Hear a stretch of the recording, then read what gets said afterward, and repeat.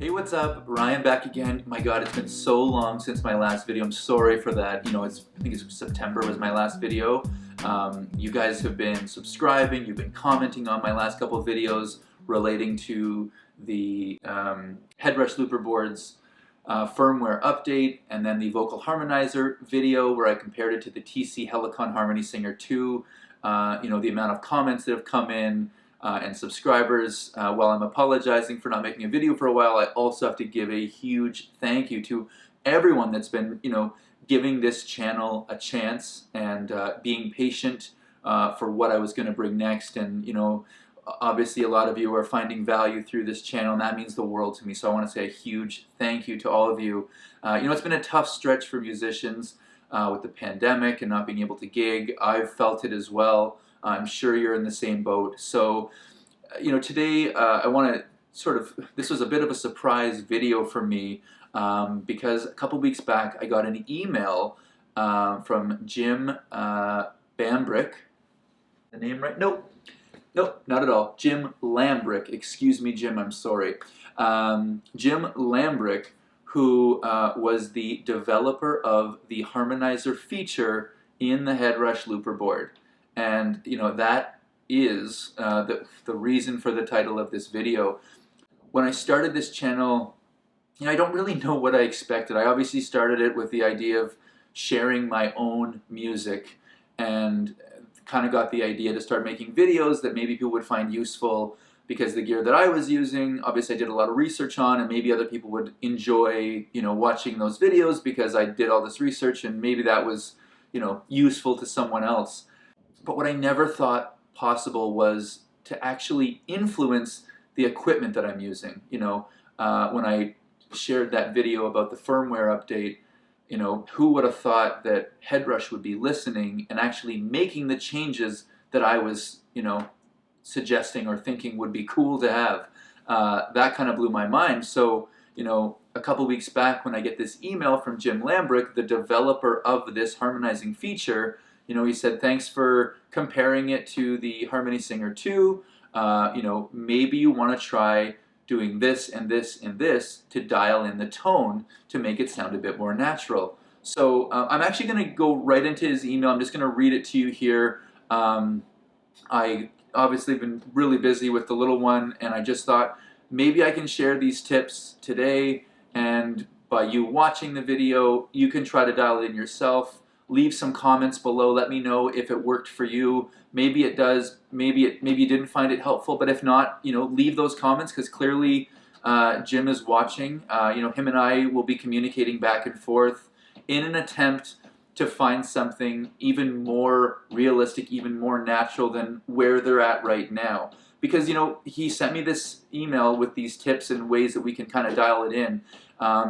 Personally, I'd love to see those things that we'd have to dial in to be just part of it. If he's suggesting those things to be changed, maybe it should just start there. And it sounds like that's possible. If we're communicating back and forth, we may actually be able to find some solutions where, one of the features I talked about with the Harmony Singer 2 was how easy and how quick it could be to just tap that pedal. It's a great sound right off the start. And I think that's because of what I'm used to. And if a lot of you have been commenting with your Voice Live 3s, also from TC Helicon, a lot of them are just kind of thoughtless. You just kind of push the button and it works. And I think that's what we're looking for. Obviously, the Headrush Looper board gives you tons of customization where you can save these effects racks as a preset, for a particular song. So if I've got one song where I want a really subtle harmony, just up a third for a chorus, I can save it that way and dial that in for that particular song. If I've got another song sounds really big and I want a third and a fifth, or whatever, for that chorus, I can pre-save that so that track 4 is my vocal harmonizing feature, and if it works, it could be incredible and extremely powerful.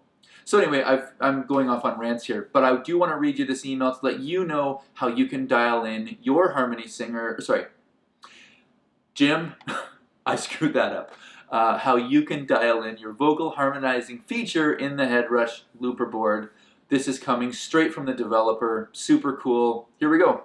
I have a couple of suggestions that might help you get the tone that you want from it.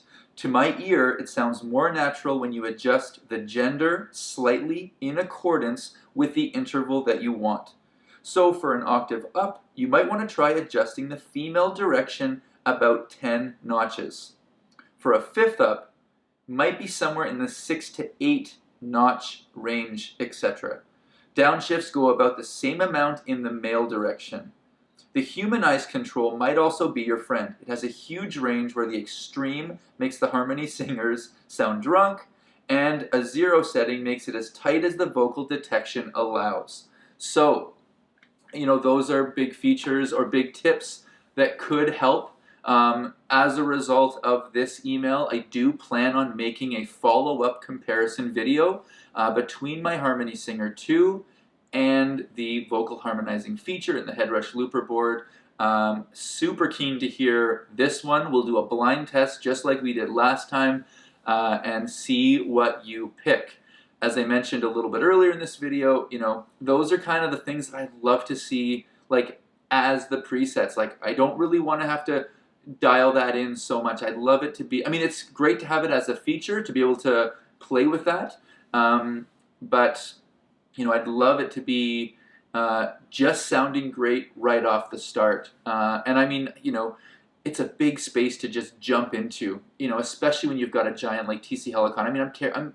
I'm comparing this to the best there is, but why not, right? That's what we're here for. If we're trying to achieve convenience, sound quality, those are all the things that Headrush is trying to do between their pedal board, their gig board, the looper board. That's what they're after. And ultimately, that's what I'm after. I'm after convenience. I'm after sound quality. I'm after, usability or functionality.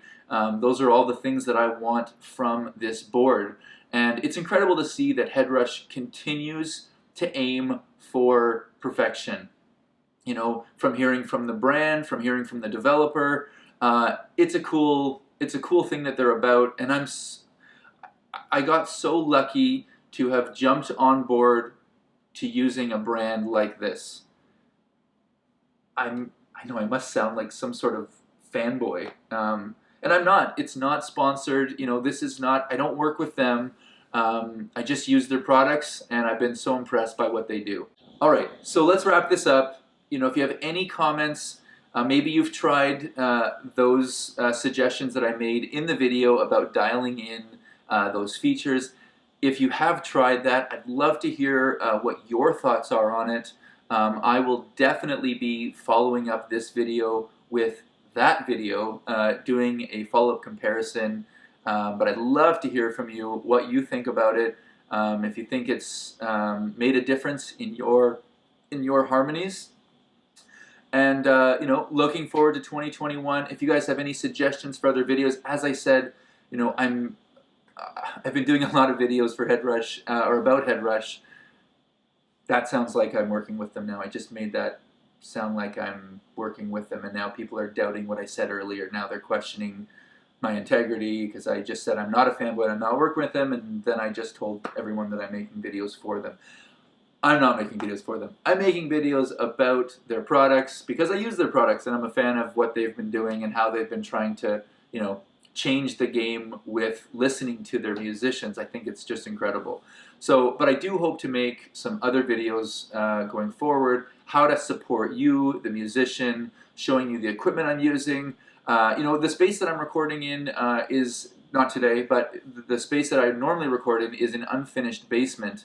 And how I converted that basement into a sound absorbing space. It's not soundproof, but it's much better than it was.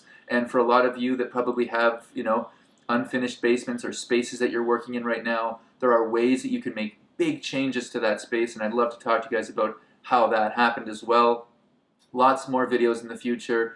Please reach out, send a comment. Thank you again for subscribing. You guys are amazing. Happy New Year. Hope that 21 is a better year. I'm sure it will be for a lot of us. So all the best. We will see you guys in the next one. Thanks for watching. Peace!